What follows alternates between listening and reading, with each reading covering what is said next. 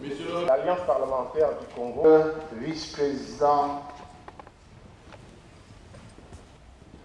de l'Assemblée nationale de la République gabonaise.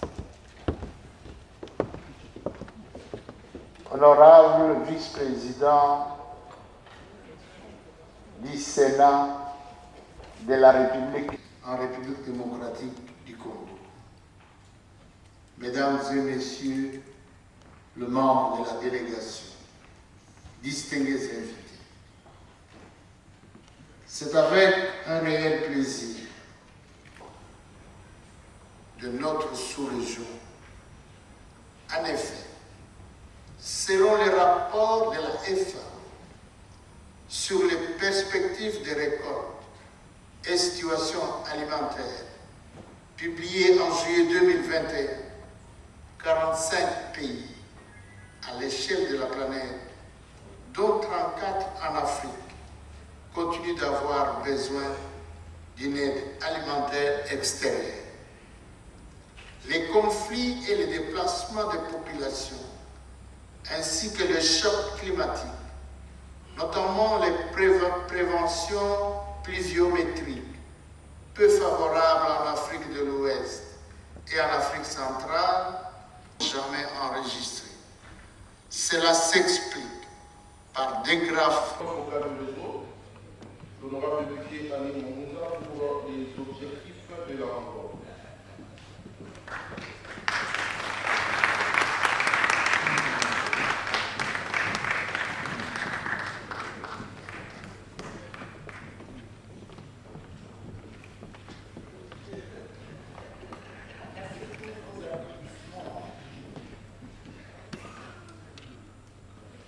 Honorable président de l'Assemblée nationale, honorable président du Sénat, ici représenté par le deuxième vice-président du Sénat,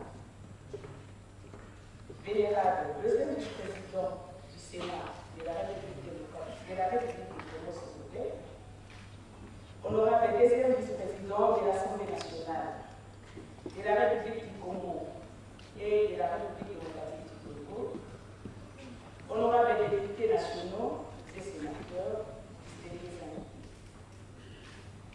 les objectifs de l'atelier se présentent comme suit. Objectif général. L'objectif global de la journée de sensibilisation est d'amener la communauté parlementaire de la RDC à tant que garante des engagements politiques et économiques à jouer un rôle plus accru dans la lutte contre l'insécurité alimentaire et nutritionnelle afin de contribuer au développement inclusif et durable du pays et à l'atteinte du défi fin zéro d'ici 2030. Les résultats attendus. 1. Les parlementaires sont informés sur la problématique et les enjeux de la sécurité alimentaire et nutritionnelle. 2. Les parlementaires sont briefés sur l'importance de l'alliance parlementaire dans le cadre de la lutte contre l'insécurité alimentaire et nutritionnelle dans le monde. 3. Les capacités des parlementaires sont renforcées sur leur rôle dans la lutte contre l'insécurité alimentaire et nutritionnelle. 4. Les textes statutaires sont validés. 5. L'Alliance parlementaire de la sécurité alimentaire et nutritionnelle de la RDC est mise en place. 6. Et fin, une feuille de route est élaborée. Voici les objectifs de l'atelier sur la sensibilisation de la lutte contre l'insécurité alimentaire et nutritionnelle. Je vous remercie.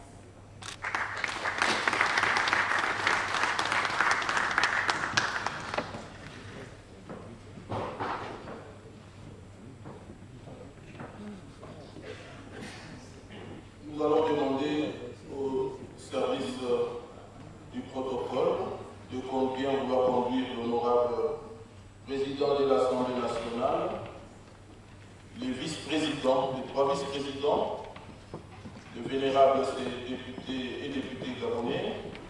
le bureau Assemblée nationale, c'est 4 vice-présidents d'ailleurs.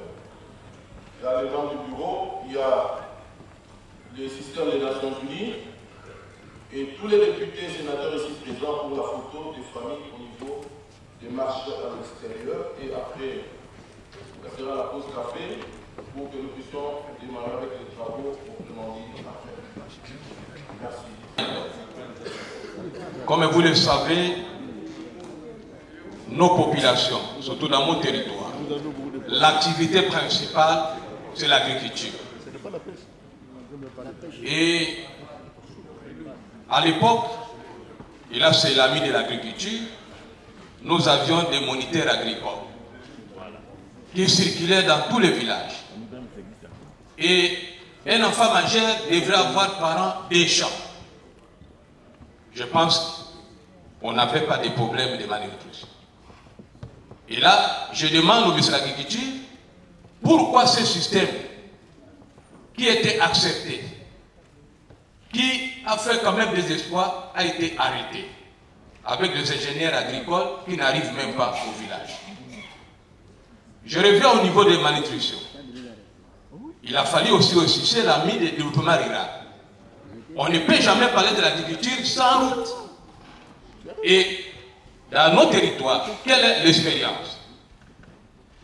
On a le premier champ, à la fin, on ne sait pas écouler tout ce qu'on a produit, et ça crée la fatigue et les gens ne veulent plus. Conséquence, c'est la famine. Est-ce que vous pouvez évoluer l'agriculture dans ce système sans aussi associer les ministères de développement rural?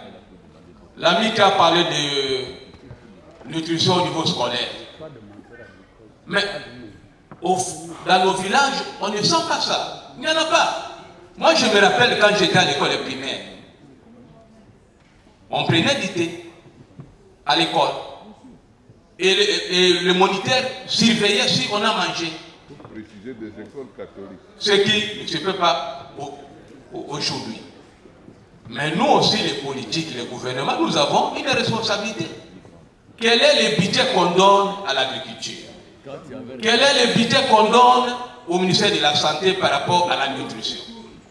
C'est ça aussi le problème. Il ne faut pas seulement faire beaucoup de plaintes avec des mille de lamentations, alors que nous-mêmes, nous sommes les acteurs de cette situation.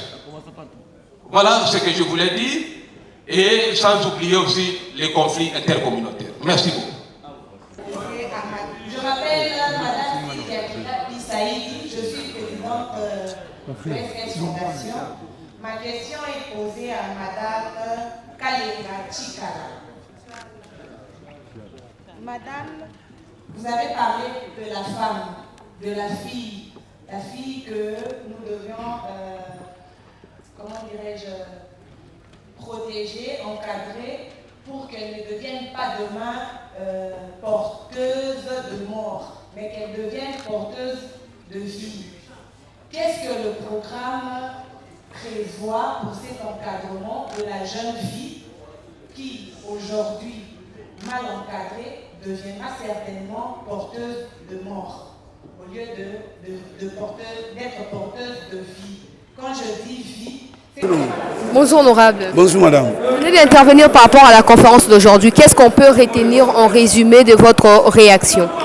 Bon, ma réaction traitait sur la question de la malnutrition. On a montré un tableau de la malnutrition parce qu'il y a un service de Pronanit qui traite de la malnutrition et qui a démontré clairement comment se passe la malnutrition dans les pays. Et dans les 26 provinces, nous avons 5 provinces qui sont touchées et ma province d'origine, qui est la province de la Tchouapa, est parmi les 5 qui sont très touchées par la malnutrition. Et j'ai vu démontrer aux organisateurs que la Tchouapa, c'est une province forestière. Nous avons tout pour les manger, mais il y a un problème. Quand ces organisations internationales viennent dans notre pays, par moment, le gouvernement négocie en position de faiblesse. Et quand ils amènent l'argent, ils commencent déjà à sélectionner les provinces qu'il faut intervenir. Ils n'ont jamais tenu compte du Grand Équateur et particulièrement de la Tchouapa. C'est comme ça, ça pose problème pour nous. Ils appuient plus le Nord Kivu les sites Kivu, ils appuient encore une fois l'Uturi. Mais pourquoi cette discrimination? Alors, mais je ne sais pas. C'est comme ça, je peux vous dire qu'ils sont pour beaucoup dans beaucoup de choses dans notre pays. Mais la province, comme les Grands Équateurs, comme il y a le calme, ils n'interviennent pas. Et ils nous laissent comme ça. Et il faut voir, on n'a pas de routes. Les routes des services agricoles sont en mauvais état. Alors, comme c'est un mauvais état, comment on peut produire? Même si on produit, comment se fera l'évacuation? Alors, la population est en difficulté. On oublie toujours la province de la Tchouapa, on oublie les Grands Équateurs, et ce n'est pas intéressant. Je dis, vous êtes responsables. Vous venez ici nous demander que nous puissions appuyer vos actions. On va appuyer vos actions pour que les actions soient sélectives. Non, là, je ne suis pas content de ça. Comme ça, je leur ai dit, la Tchouapa ou les Grands Équateurs est oubliée. Laissez-nous nous suffire de notre manière. Parce que mon territoire, autrefois, en 2012, le territoire de Mokoto a subi des situations graves de la malnutrition. Je n'ai pas vu ces gens-là intervenir. Mais aujourd'hui, on nous dit non, la Tchouapa est en difficulté. Mais quand ils ont des moyens, ils ne viennent pas à la Tchouapa, ils ne viennent pas à l'Équateur, mais ils viennent ailleurs. C'est comme ça que j'ai vraiment dénoncé cette attitude des organisations internationales qui ne s'occupent pas de la population du Grand Équateur. Et puis pour la Tchouapa particulièrement, il y a 5 aires protégées qui sont là-bas, plus nos forêts sont plus protégées par l'environnement, mais il n'y a pas aussi des alternatives et ça pose problème. La population est en difficulté. Alors, après avoir dénoncé hautement et devant tout le monde, vous vous attendez à quoi? Moi, j'attends que les organisations internationales qui mobilisent les fonds et arriver au niveau du gouvernement. D'abord, je commence par mon gouvernement. Le gouvernement doit bien négocier les projets. Parce que quand nous ratifions ici, les projets viennent seulement pour d'autres provinces qui sont nantis. Et pour d'autres provinces sont restées comme ça, ce n'est pas intéressant. Donc le gouvernement doit commencer à négocier. Si on amène des fonds, on dit ok, les fonds là, c'est pas seulement là-bas, on doit spatier pour faire la spatialisation pour tous les pays. Et là, ça serait intéressant. Ça, c'est le rôle du gouvernement. Et de l'autre côté, c'est les bailleurs. Que les bailleurs ne puissent pas venir dans notre pays pour nous imposer sa vision, pourtant que le pays a besoin de faire développer les 26 provinces et non développer d'autres provinces, certaines provinces, et puis d'autres doivent rester à l'état initial. Ne peut qu'imposer parce que nous disons souvent la main qui donne est toujours au-dessus. Non, madame, il ne faut pas. Cette théorie, moi, je refuse cette théorie parce que dire que la main qui donne. Écoute, si aujourd'hui les partenaires de l'environnement viennent en RDC, c'est parce que nous avons la forêt naturellement que Dieu nous a donné. Pourquoi on n'amène pas ces fonds-là au niveau de Sahel? Qu'ils amènent le fonds de la forêt au niveau de Sahel, qui puissent aller faire les cultures au niveau de Sahel, il ne le faut pas. Pourquoi? Non. C'est-à-dire que le gouvernement doit comprendre que s'ils arrivent ici avec le fonds de la forêt, parce que nous avons la forêt, et nous devons négocier 50-50. Il ne faut pas avoir peur parce qu'ils ont l'argent. Ils ont l'argent, mais qu'ils amènent ça au niveau de Sahel. Pourquoi ils n'amènent pas au niveau de Sahel? Ils amènent ça ici parce que nous avons la forêt. Donc, nous devons être respectés. Ils amènent l'argent, nous avons les fonciers. Donc, c'est ça un peu la réalité. Nous avons les fonciers, ils ont l'argent, on négocie comme des partenaires. Il n'y a pas de partenaires qui sont au-dessus des autres. Parce que s'ils ne veulent pas, nous gardons notre forêt. Avec leur argent, ils ne vont pas. Avec leur argent, ils vont encore changer le climat. Les conditions climatiques vont très bien changer. Mais pourtant qu'avec la forêt, ils amènent l'argent et avec la forêt, on fait la symbiose et on garde l'équilibre écologique. Merci honorable. Merci. On va maintenant traiter nos problèmes. On va chercher des solutions à nos problèmes. Sinon, si on s'éternise et on pose des questions, on risque de dormir ici. Les 4 premières questions qu'on a posées, ça fait des questions. Permettons à nos intervenants d'abord de répondre et puis on va voir. Merci. Déjà le micro, vous pouvez me permettre. Collègues, s'il vous plaît, on vous prend les derniers comme ça, on donne la parole aux intervenants. S'il vous plaît. Merci député d'appuyer pour qu'on donne des lignes budgétaires. Je ne sais pas si c'est à vous qu'on doit donner, si c'est à qui qu'on doit donner, mais ce que je veux savoir, l'argent qu'on va donner là, c'est pour faire les champs, c'est pour faire des routes, ou c'est pour faire des études. Pourquoi je dis ça? L'intitulé ici, je vis, il y a la nutrition, il y a l'alimentation. La malnutrition, c'est une maladie dont le médicament est connu, la nourriture.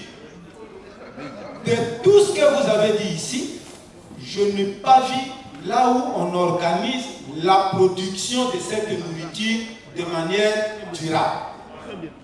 Et alors je veux savoir, parce qu'il faut qu'on retienne, nous ne devons pas seulement être contents que PAM vienne nous nourrir. Quand la bouche est à Brazzaville, le ventre à Kinshasa, un jour vous mourrez en famille. Qu'est-ce qui est prévu pour que la malnutrition soit combattue par nous-mêmes?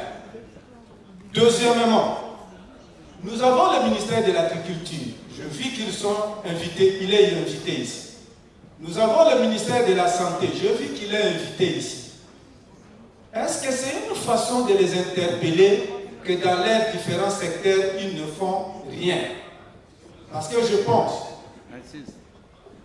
lorsque l'on connaît déjà où est-ce qu'on peut trouver solution, je pense qu'on ne peut pas aller ailleurs. Le problème est que le problème de la malnutrition, le problème de la production, le gouvernement a des canaux mis en place pour résoudre ces problèmes. Mais j'ai suivi ici qu'il y a un budget de 500 millions pour l'intervention des PAM. Vous êtes sûr que la Banque mondiale, l'intervention de la Banque mondiale, est-ce que nous sommes sûrs, nous députés, soyons conséquents? Dans notre budget ici, nous pouvons trouver 500 millions à allouer à ce genre de formation. Mais déjà les 500 millions là qui viennent, que voyons-nous? Parce que les serpents, on doit les tuer avec les bâtons qu'on a en main. Déjà avec ça, qu'est-ce que nous avons de palpable? C'est ça que je vous demande. Parce qu'il ne faudra pas que l'on vienne de toutes les organisations. Nous savons comment l'argent vient, comment il est utilisé. Et même nous, aujourd'hui, nous sommes cautions, nous députés. Parce que notre présence ici justifiera quelque chose, à moins que les gens ne le savent pas. J'ai dit. La décision conjointe des présidents de l'Assemblée nationale et du Sénat portant création de l'Alliance ainsi que le projet de son règlement intérieur. Dans cet ordre d'idée, il nous paraît important de rappeler que la Constitution de la République démocratique du Congo, à son article 47, garantit à tout citoyen les droits à la santé et à la sécurité alimentaire. Par ailleurs, notre pays étant parti à plusieurs protocoles par lesquels il applique au niveau international, régional et sous-régional pas mal d'engagements pour mettre un terme à la faim et à la malnutrition. Tout récemment, les présidents de nos deux chambres ont signé à Brazzaville le 21 novembre 2019 la déclaration de parlementaires des pays de la communauté économique des États de l'Afrique centrale, visant principalement en session extraordinaire chaque fois que les besoins. Voilà. Les quorums pour siéger et celui des prises de décision sont ceux en usage dans nos deux chambres. Le deuxième organe de l'Alliance est le bureau. Ses membres sont désignés par le président des deux chambres et leur mandat correspond à celui de la législature. Le bureau sera composé de 10 membres, dont les attributions sont distinctement définies dans le règlement intérieur. Le troisième organe de l'Alliance sera la commission technique permanente. Elle aura pour principal rôle de recueillir les avis techniques, scientifiques et législatifs sur toute question liée à la sécurité alimentaire et nutritionnelle. Le règlement intérieur prévoit aussi une cellule expert qui sera en appui au bureau. Elle sera constituée des personnels politiques et administratifs de l'Assemblée nationale et du Sénat, ainsi que d'autres experts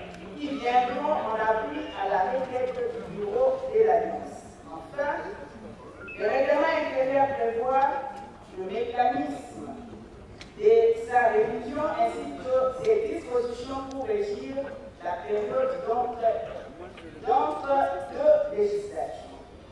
Voilà en liminaire la restitution du travail qui était fait. Je vous remercie. Et à la lumière des règlements intérieurs des pays frères de l'Afrique centrale plus avancés dans ce processus.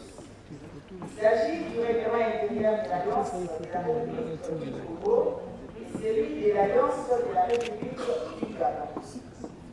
Il convient de signaler que le travail de révisitation du texte martyr a été fait avec les concours très appréciables des experts, des personnels administratifs et politiques des deux chambres ainsi que ceux de la FAO et des républiques sœurs de l'Afrique centrale à qui nous présentons nos sincères sentiments et gratitude. Que prévoit ce projet de règlement intérieur?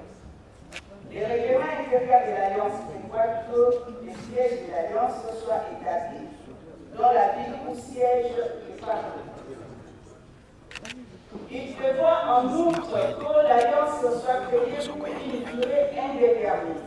Son but est... L'INERA est en train de développer une réflexion avec le ministère de l'Agriculture, ça c'était l'ancien gouvernement, où il dit si on distribuait, si nous avons 80 millions de terres arabes, si on distribuait à chaque Congolais 1 hectare, et je sais ici que les honorables députés vous avez des hectares, des milliers d'hectares, mais que vous n'arrivez pas malheureusement à mettre en valeur parce que vous n'avez pas suffisamment de ressources.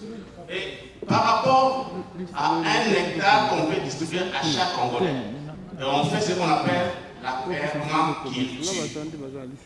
La permaculture, c'est cultiver à la fois tout ce que nous avons comme culture vivrière, même la pisciculture, tout ça va faire en sorte que les problèmes de nutrition, et les problèmes, tous les problèmes d'insécurité alimentaire, chaque Congolais, si chaque Congolais pouvait mettre en valeur 1 hectare par rapport en permaculture, on cultive à la fois le riz, on cultive à la fois les légumes, et tout ça va résoudre les problèmes de nutrition au niveau des familles et éventuellement au niveau de l'ensemble du pays, parce qu'on peut vendre les surplus. Et qu'il faut trouver des solutions urgentes pour l'ensemble du pays, parce que nous avons du potentiel qu'on n'arrive malheureusement pas à exploiter. Merci. Donc tous ces secteurs-là sont concernés et nous, les parlementaires, nous allons voir comment faire les suivis avec tous ces secteurs-là pour que finalement nous ayons une bonne alimentation équilibrée et surtout pour la bonne santé des Congolaises et Congolais. Honorable Lani, comment comptez-vous pallier aux préoccupations des députés? J'ai fait allusion au financement. Par exemple, il y a certaines provinces qui ne sont pas en équilibre. Et je donne l'exemple du Grand Équateur par rapport également au Nord Kivu. Nous voyons que plus vous êtes concentrés là-bas, mais d'autres provinces sont négligées. Comment vous comptez vous y prendre pratiquement sur le terrain? Honorable, l'argent y est. Ça, que personne ne vous trompe. Hein? Il suffit maintenant de canaliser ça, il suffit de créer et vous allez voir que les moyens seront là. Mais nous savons qu'il y a beaucoup de détournements. Il y a les têtes, je vous dis, qui passent inaperçues pour pouvoir donner des bons services aux Congolais. Et les têtes là, moi je pense que nos autorités, si elles ont vraiment besoin de rendre un bon service à la population congolaise, les têtes sont là. À l'Assemblée nationale, il y a les têtes bien faites, bien composées pour trouver l'argent. Même ceux qui ne sont pas ici avec nous, à la société civile, les têtes aussi y sont. Donc c'est pour dire que l'argent est bel et bien là, mais c'est seulement comment les têtes doivent fonctionner pour les trouver et le matérialiser. Vous pouvez vous présenter, vous êtes qui? Je suis honorable Lani Mombunza, élue pour la deuxième fois, je précise, de la circonscription électorale de Boudjala, dans la province du Sud Ubangi. Voilà. Et par rapport à l'activité, vous êtes? Je suis jusque-là le point focal. Donc, c'est moi la porteuse de ces projets au niveau du Parlement. Je vous en prie.